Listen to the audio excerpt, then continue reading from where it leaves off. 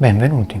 In questo video analizzeremo il volume Il dono del silenzio del monaco buddista Thich Nhat Hanh. È un testo della tradizione spirituale buddista del quale cercheremo di estrarre il messaggio principale di modo che possa esserti di aiuto e beneficio per il tuo percorso spirituale e per la tua vita. Thich Nhat Hanh è un monaco buddista nato in Vietnam nel 1926, è anche poeta e attivista per la pace ed è stato candidato al premio Nobel per la pace nel 1967 da Martin Luther King. Insegna una pratica semplice ed amorevole di presenza mentale basata sulla consapevolezza sul respiro. Durante la guerra del Vietnam non si schierò con nessuna delle due fazioni contrapposte, né con i Viet Cong né con la coalizione filo-americana, ma fondò un proprio movimento libero e per la pace, chiamato Piccoli Corpi di Pace. Il concetto chiave intorno a cui ruota tutto il volume credo sia il fatto che secondo il monaco buddista tutti noi non riusciamo a vedere la bellezza e la felicità che ci sono intorno a noi in ogni momento, in ogni luogo, semplicemente perché c'è un continuo rumore di fondo nella nostra mente, dentro di noi, che ci impedisce appunto di vederle chiaramente. Questo continuo rumore di fondo altro non è che il nostro incessante pensare, quindi tutti i nostri pensieri dentro di noi ci impediscono appunto di vedere la realtà per quello che è. Per fermare questo incessante pensare occorre acquisire una certa consapevolezza, e la consapevolezza la si acquisisce attraverso la pratica del respiro. La consapevolezza sul respiro calma le nostre menti e stoppa questo incessante pensare, quindi questo continuo rumore di fondo, e ci permette di accedere al nostro vero essere, all'essere più autentico dentro di noi, che ha così la possibilità di esprimersi e di essere libero. Dove nasce questo nostro incessante pensare? Nasce dai bisogni che abbiamo, bisogni più o meno materiali. Il problema è che anche quando i bisogni di base sono soddisfatti, a volte continuiamo a alimentare tutta una serie di ansie e preoccupazioni sia riguardo il passato che riguardo il futuro, che ci impediscono appunto di essere realmente felici. Proseguendo con la lettura vengono presentati quelli che sono i 4 cibi che secondo il monaco buddista nutrono il nostro corpo, la nostra mente e il nostro spirito. Infatti non abbiamo solo il cibo commestibile con cui nutriamo il nostro corpo, il nostro organismo, ma qualsiasi stimolo esterno, anche una conversazione, una lettura,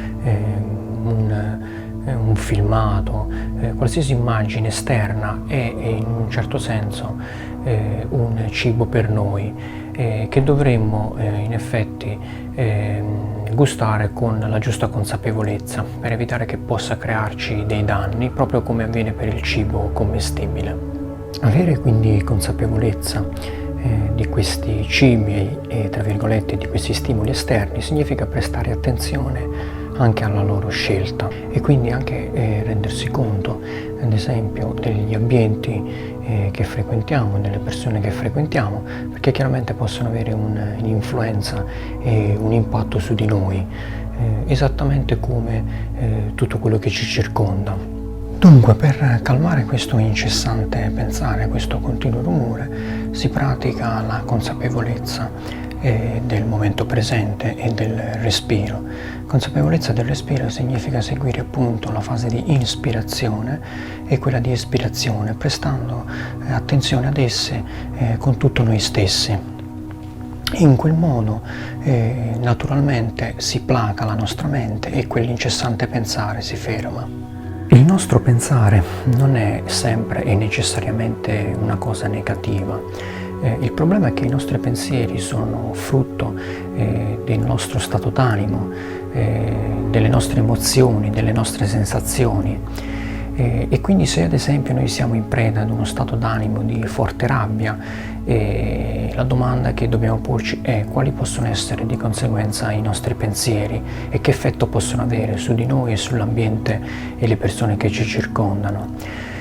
Quindi il pensiero non è un male in sé. Il punto è che non bisogna però identificarsi con esso e capire ed essere consapevoli invece che i nostri pensieri sono nostre creature. La psicologia buddista individua due sezioni della mente, la coscienza superiore o quella mentale e la coscienza deposito, che è quella più profonda, che vive molto più in profondità dentro di noi e che è la sede di tutti quei semi che generano poi le nostre emozioni e i nostri stati d'animo, così come i nostri pensieri. Tutto ciò che risiede all'interno della coscienza deposito può anche essere qualcosa che quando poi sale a galla a livello della coscienza superiore può portarci a soffrire. E per questo è importante scavare a fondo dentro noi stessi, quindi prenderci del tempo per osservarci, per ascoltarci profondamente e scavare a fondo dentro di noi, in modo da risalire alle radici delle nostre negatività. Quando riusciamo a calmare la nostra mente, il nostro corpo, il nostro spirito, possiamo risalire alla nostra coscienza deposito e trovare la fonte delle nostre sofferenze. Una volta individuate, trovate, una volta riconosciute, bisogna poi lasciarle andare. Come si diceva, non tutto il pensare è negativo, ma solo il retto pensare è davvero utile e produttivo per noi ed è quello che ci porta ad affrontare le situazioni della vita e a risolvere i problemi. Purtroppo il nostro pensare va ben oltre le situazioni di necessità e si trasforma in un continuo rimuginare dentro la nostra testa e quindi continuiamo a pensare a cose che alla fine poi sono soltanto il frutto di ansie e preoccupazioni che non ci portano da nessuna parte e sono dannose per noi. Proseguendo nella lettura troviamo un altro concetto interessante che è quello dell'ascolto profondo. Ascolto non solo di noi stessi, quindi ascoltare noi stessi nel silenzio in modo tale che possiamo risanare le nostre ferite e guarire calmando la nostra mente. Ma c'è anche l'ascolto di tutto dell'ambiente che ci circonda e delle altre persone, ma ascoltare veramente e profondamente gli altri significa avere anche l'umiltà di accogliere le altre persone veramente per quello che sono, ascoltandole profondamente, ascoltare le loro emozioni, le loro sensazioni, il loro stato d'animo, quello che hanno e che sentono nel profondo di loro stessi. Solo in questo modo possiamo ascoltarli realmente e quindi connetterci in modo autentico con loro e di conseguenza anche poterli aiutare. Per coltivare realmente il silenzio nelle nostre vite bisogna capire che ci sono due modi per farlo e per allenare la nostra consapevolezza. E ci sono il primo, quello di dedicare in maniera proprio formale uno spazio, un tempo nelle nostre giornate, quindi un luogo fisico e un tempo ben preciso e definito in cui praticare la meditazione. Ma esistono anche delle tecniche di meditazione informali che ci permettono di allenare la nostra consapevolezza, magari prestando attenzione al nostro respiro o ai nostri passi mentre camminiamo o alle sensazioni del nostro corpo, nel mentre facciamo una qualsiasi attività, anche le più semplici e banali di tutti i giorni. Nel nostro cuore, dentro di noi, quindi possono albergare rabbia, tristezza, frustrazione ed altre emozioni negative.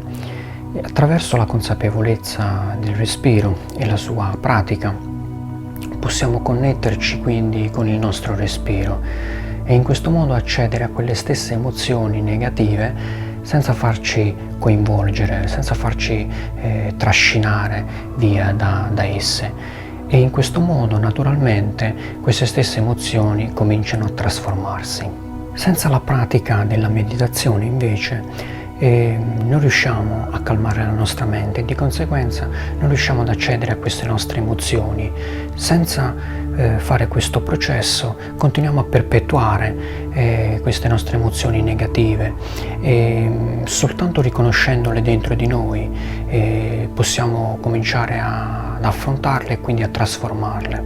L'energia abitudinale è una energia, una forza molto potente ed è quella energia inconscia che ci porta ad agire e reagire alle situazioni sempre nello stesso modo, senza che noi ne siamo ormai più consapevoli e coscienti.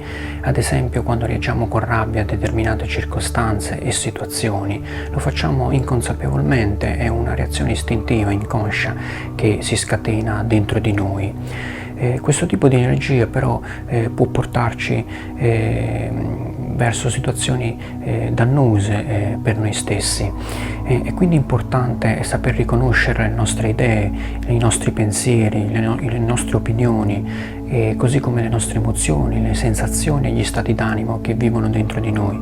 Soltanto riconoscendole e osservandole per quello che sono, possiamo imparare quindi a controllarle e a gestirle, perché finché siamo coinvolti e in preda ad esse non possiamo essere veramente liberi, siamo influenzati e condizionati da tutte queste cose e quindi non siamo realmente noi stessi.